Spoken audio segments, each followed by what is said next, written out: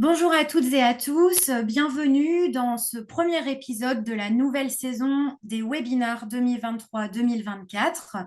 Vous êtes toujours nombreux à plébisciter ces rendez-vous et je suis ravie de vous retrouver pour cette rentrée. Je suis Céline Desrumeaux, coordinatrice pédagogique et formatrice chez Orion Santé et je suis accompagnée aujourd'hui d'Emmanuel Nebois, formateur et un des experts de l'équipe.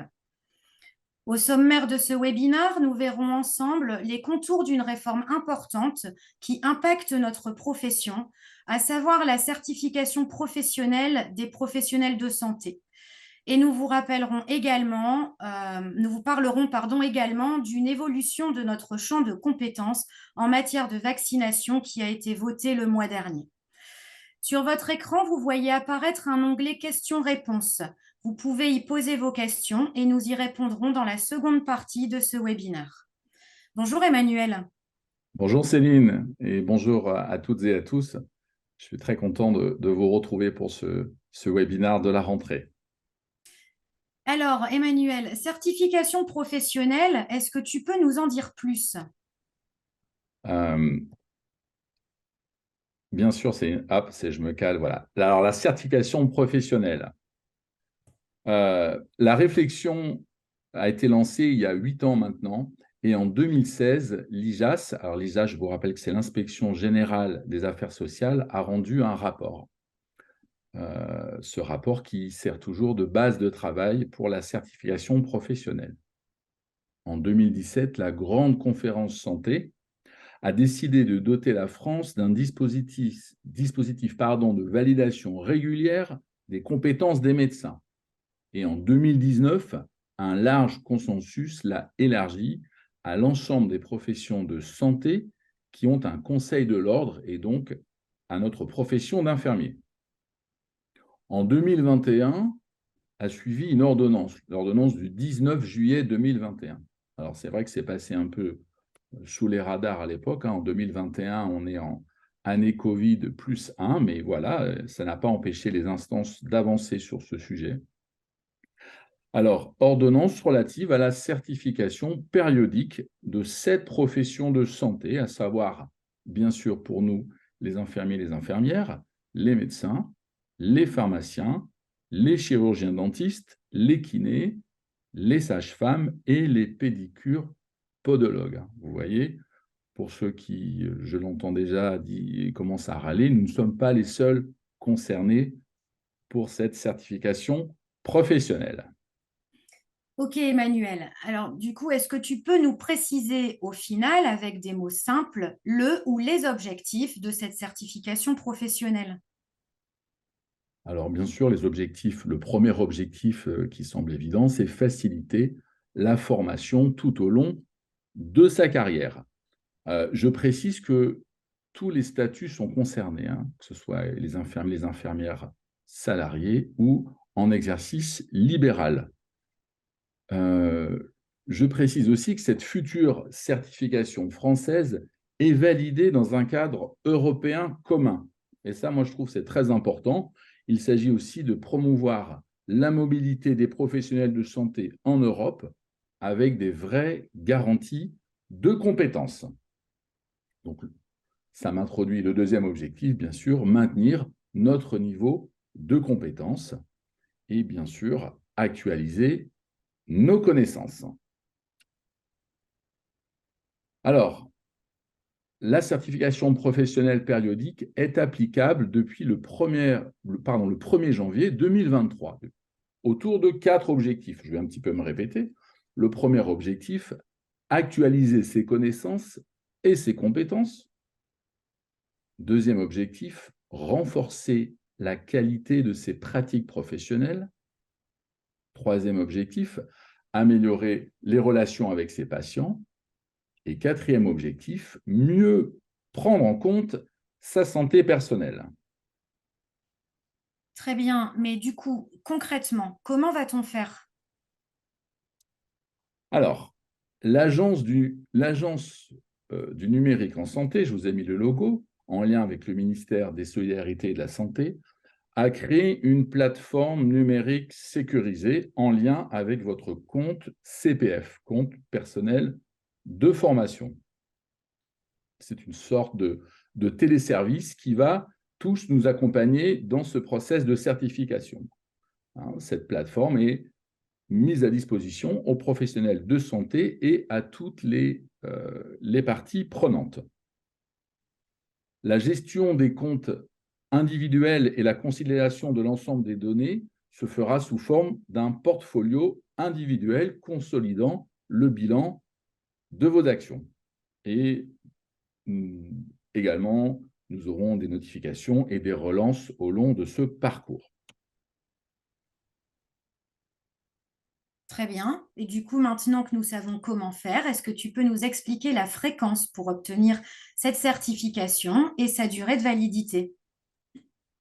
Alors là, oui, pour la fréquence, je pense que je vais rassurer tout le monde. Il faut qu'on se détende. C'est quelque chose de nouveau, qui n'est pas totalement encore abouti en première année. Alors pour la fréquence, on parle de tous les 6 ans pour ceux qui commencent à exercer après le 1er janvier 2023. Et pour les professionnels déjà en activité, tous les 9 ans, puis tous les 6 ans. Donc vous voyez, on n'est pas à l'instant T dans une urgence absolue non plus. Oui, effectivement, ça permet de se détendre. Et qui fixe le cadre et définit les actions à réaliser pour réussir sa certification? Alors Céline, eh ben, nous sommes en France, il faut créer des comités, mais en même temps c'est normal, il faut bien que les choses soient structurées. Donc un Conseil national de la certification périodique, le CNCP, a été créé, un conseil qui fixe le cadre tout en assurant la bonne application de ce nouveau dispositif. C'est un peu lourdingue tout ça, si vous êtes intéressé, je vous ai mis un lien, vous pouvez aller voir sur Légifrance et vous verrez la constitution et le fonctionnement de ce Conseil national. Ce qui est important à retenir, c'est que en première ligne, les conseils de l'ordre seront là, et en l'occurrence le nôtre, l'ordre national infirmier, contrôlera le respect de l'obligation de certification périodique pour chaque IDE via son compte individuel. D'accord. Mais du coup, Emmanuel, comment va-t-on situer notre obligation triennale de formation dans ce cycle de certification? Alors Céline, la fameuse obligation triennale, c'est un sujet en tant que formateur Orion que j'aborde souvent parce que la question est très souvent posée. Comment je dois valider mon obligation triennale?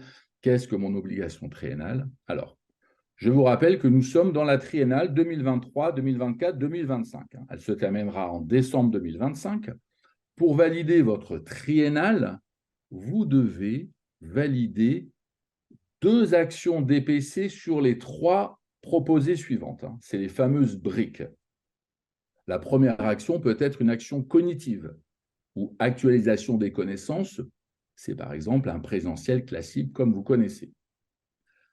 La deuxième brique que vous pouvez valider, c'est une action d'analyse des pratiques professionnelles. Alors, qu'est-ce que c'est que ça? Tout simplement une formation incluant de l'EPP, évaluation des pratiques professionnelles. Une troisième brique peut être une action sur la gestion des risques. Vraiment, si vous n'êtes pas au clair avec cette triennale, je vous invite à aller sur le site de l'ANDPC, je vous ai mis le logo, un lien, comment les professionnels de santé valident leur obligation DPC, vous verrez, c'est très clair. Alors du coup, Céline, maintenant c'est à moi qui vais te poser une question. Peux-tu nous dire comment Orion va pouvoir accompagner les infirmiers et infirmières libérales dans ce parcours de certification périodique? Oui, bien sûr, Emmanuel. Alors d'abord, je pense que c'est important, encore une fois, de rester serein face à ce processus de certification. C'est un processus long puisque tu nous l'as bien dit, entre 6 et 9 ans, soit 2 à 3 triennales encadrées par la NDPC. Orion Santé a déjà déposé des actions qui vont vous permettre de valider la formation continue comme vous la connaissez depuis toujours, mais également de nouvelles actions en évaluation des pratiques professionnelles qui vont débuter dès le mois d'octobre. Nous avons choisi vos thématiques de prédilection et celles qui sont au plus proche du quotidien du cabinet pour ces formats d'évaluation des pratiques professionnelles. Donc, vous retrouverez les plaies, les pathologies cardiaques, les soins post-opératoires, mais aussi les voies veineuses centrales et le bon usage du médicament. Tout ça, en fait, ça vous permettra de choisir, de venir vous former sur ces thématiques, soit en formation continue, soit en évaluation des pratiques professionnelles.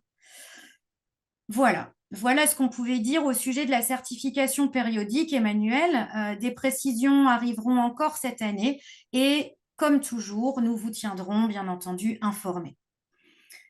Nous allons pouvoir changer de sujet et vous parler rapidement du décret paru le 8 août dernier qui élargit nos compétences en termes de vaccination, qui nous donne de nouveaux rôles et de nouveaux devoirs. Rapidement, Emmanuel, est-ce que tu peux nous dresser les grandes lignes de ce texte ?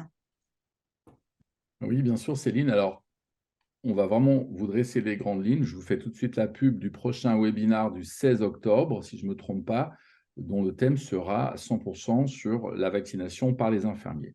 Alors, rapidement, un petit historique. La vaccination est apparue dans notre décret de compétences en 2007 avec la vaccination antigrippale à l'époque dans le cadre de la campagne annuelle. Je fais un bond dans le temps. En 2020, nous avons pu vacciner contre le Covid, puis devenir prescripteurs des vaccins anti-Covid.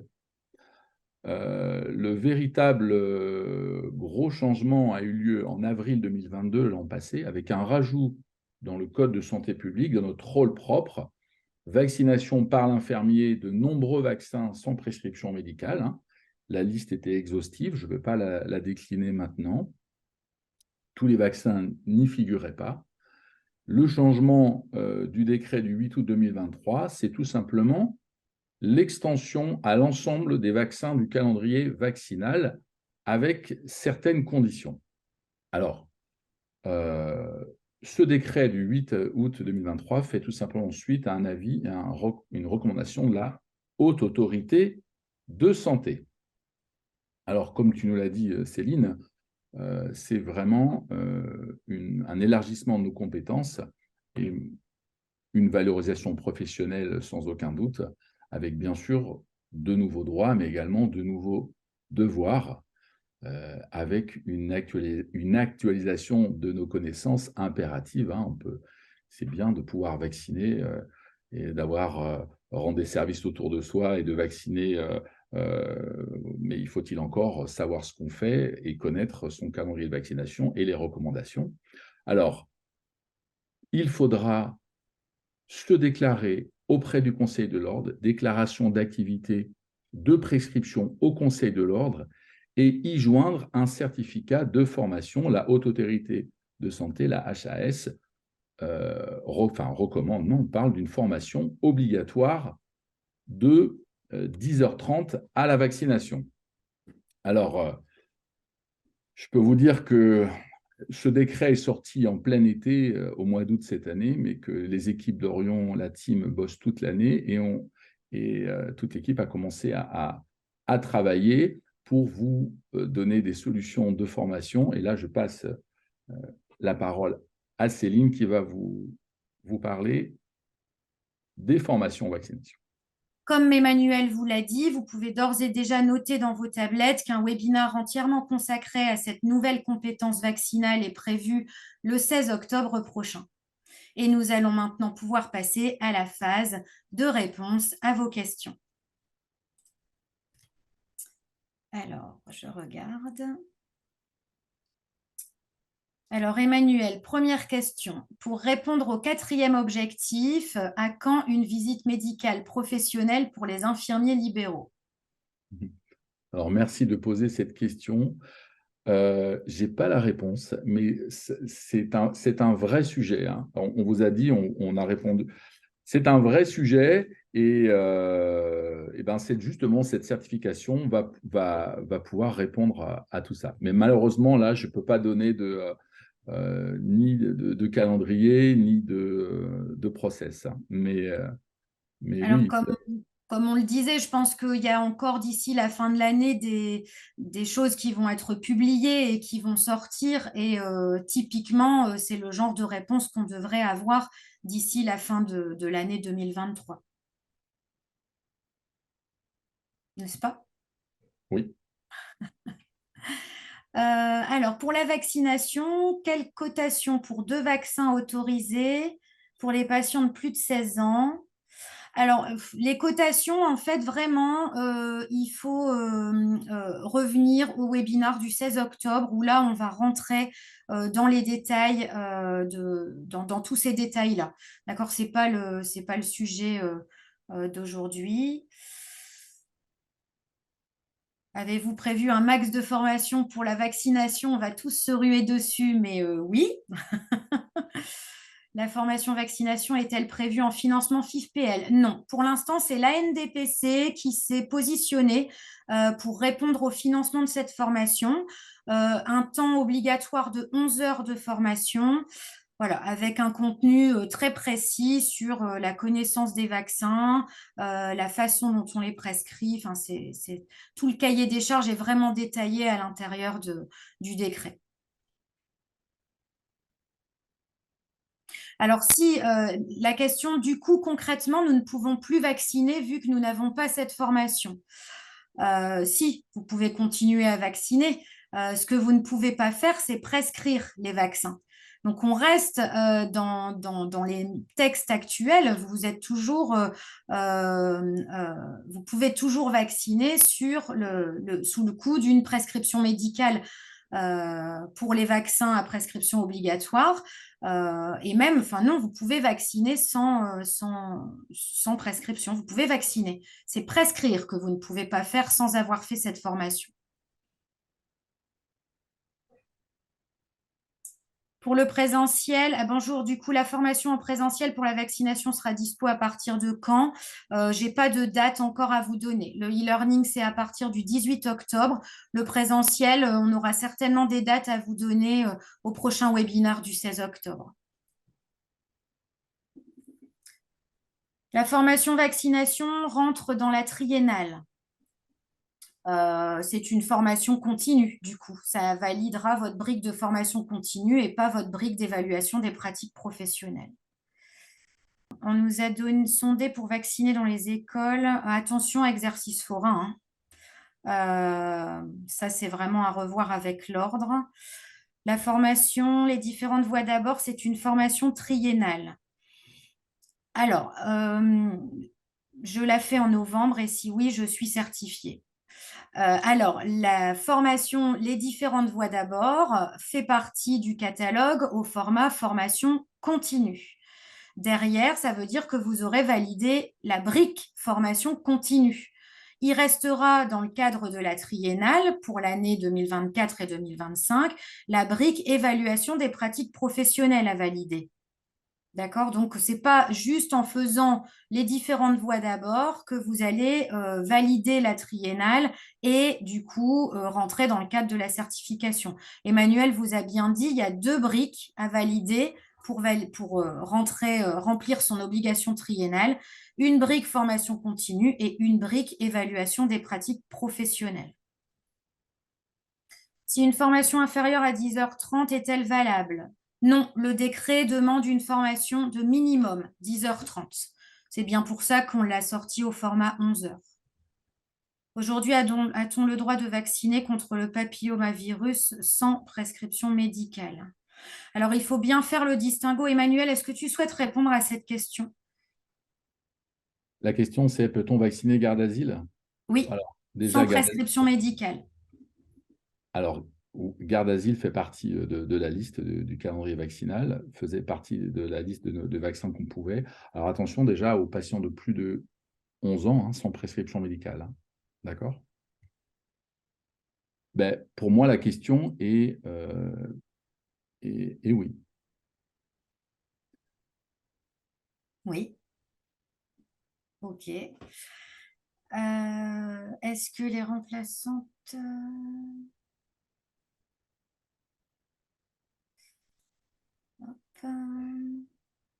Quand pourra-t-on s'inscrire en e-learning? Très bientôt. Vous pouvez, vous pouvez regarder sur le site, mais c'est très prochainement. En fait, tout ça, c'est en train de se mettre en place. Les prescriptions de vaccins concerneront tous les âges des patients. Donc, comme l'a dit Emmanuel, est-ce que les prescriptions, ce sera pour tous les âges des patients, Emmanuel? Patients âgés de 11 ans et plus. Exactement. 11 ans et plus.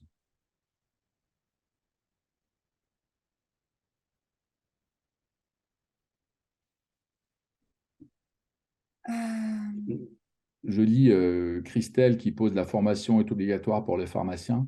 On peut faire le distinguo deux formations différentes. Les pharmaciens ont également une formation supplémentaire pour apprendre à prodiguer une intramusculaire, en fait. Il y a le côté théorique et la formation pratique que les pharmaciens doivent avoir. Formation que les IDE n'ont pas besoin d'avoir. Je pense que vous savez faire des intramusculaires. Oui. J'ai la réponse pour les inscriptions, c'est maintenant. Voilà. Quand pourra-t-on s'inscrire en e-learning? C'est maintenant sur le site.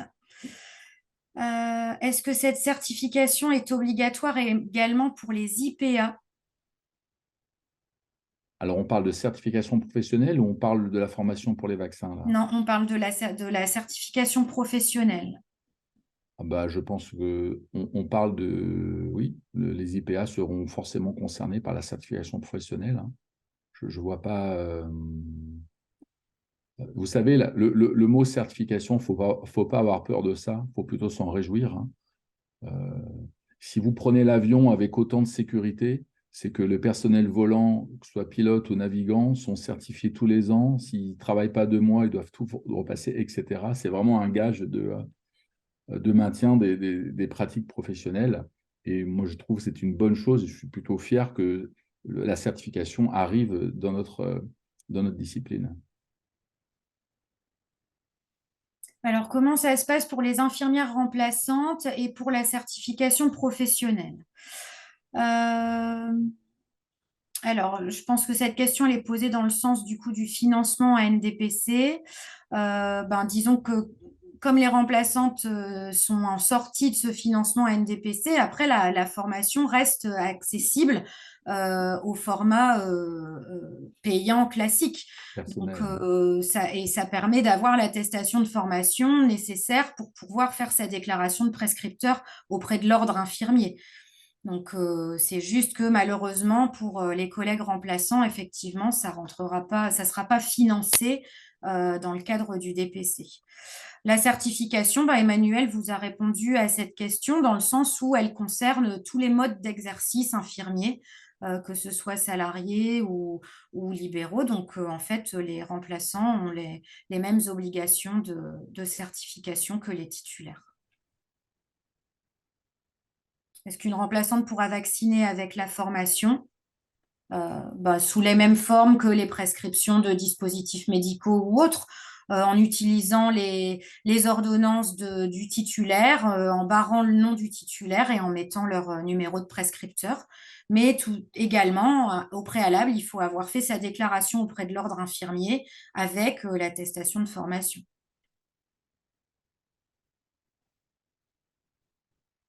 En tant qu'infirmière remplaçante, puis-je faire cette formation avec le DPC? On a déjà répondu à cette question. Je me permets, je vois une question de Virginie. La formation pour la prescription des vaccins est-elle la même que la formation prescription infirmière? Non, ce n'est pas la même formation.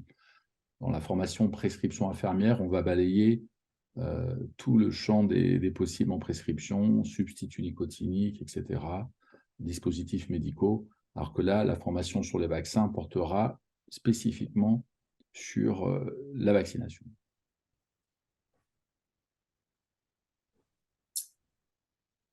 Croyez-vous que l'on pourra vacciner en sachant que le pharmacien vend son produit et propose la vaccination? Et sommes-nous seront chantés?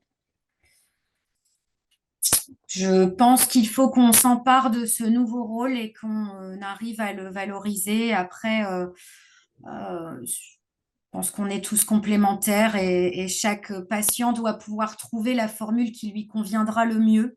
L'idée, c'est d'élargir l'accessibilité à cette vaccination et de retrouver une couverture vaccinale optimale dans la population en général.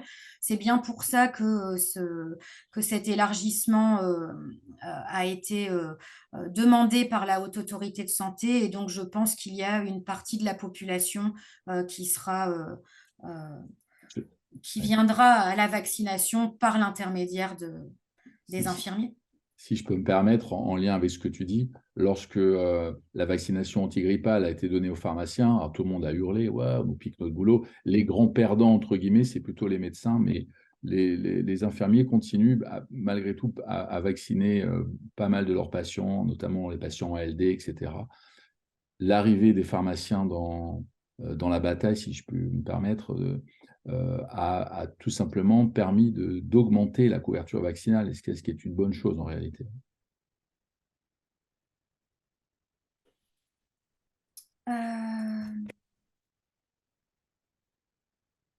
Alors, est-ce que je peux autofinancer ma formation? Oui, vous pouvez la faire en financement personnel sans souci pour avoir votre attestation. Concrètement, euh, concrètement, la validation se passera comment? La validation pour pouvoir prescrire les vaccins, j'imagine, comme pour la question. Donc, c'est vraiment une fois que vous avez réalisé votre formation pour pouvoir prescrire les vaccins, c'est envoyer en fait une déclaration à l'ordre de nouvelles activités de prescription de vaccins avec jointe à cette déclaration votre attestation de formation. Emmanuel, est-ce que tu souhaites ajouter quelque chose? Non, je vois qu'il y a beaucoup de questions plus sur la vaccination que la certification.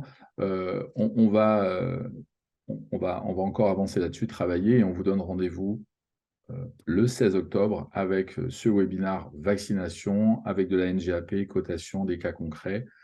Et on vous reparlera évidemment d'ici là des formations sur la vaccination. Voilà. Voilà.